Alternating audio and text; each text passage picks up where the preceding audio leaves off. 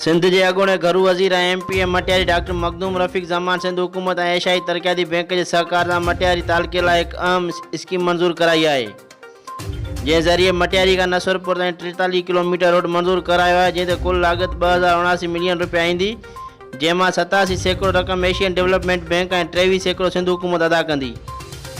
उन खां सवाइ डॉक्टर रफ़ीक ज़मान के कोशिशुनि सां ईंदड़ माली साल दौरान नेशनल हाईवे का फ़कीर नूह उथियाणी हाशिम ख़ासकेली का मिठू ख़ासकेली और ताहिर हुंगरो का वाब शाह स्टेशन रोडन की मरम्मत और बाज लाइ सिंध हुकूमत पारां अलग तरक्याती फंड रखिया विया आहिनि।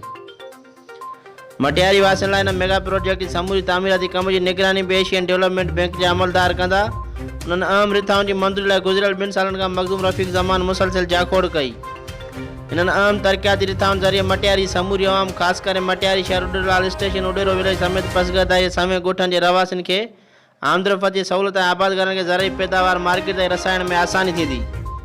इन स्कीम की मंजूरी ते MP डॉक्टर मखदूम रफ़ीक ज़मान सिंध के वज़ीर आला सैयद मुराद अली शाह सिंध हुकूमत की प्लानिंग एंड डेवलपमेंट बोर्ड के चेयरमैन मोहम्मद वसीम और एशियन डेवलपमेंट बैंक के अमलदारनि जा थोरा मञी तक के माण्हुनि खे दिलि सां मुबारक ॾींदे चयो आहे त मटियारी अवाम लाइ वॾी ख़ुशख़बरी आहे। ज़िले जी अवाम की तरक्की ऐं ख़ुशहाली लाइ हर सतह ते जिदोजहद जारी रखी वेंदी।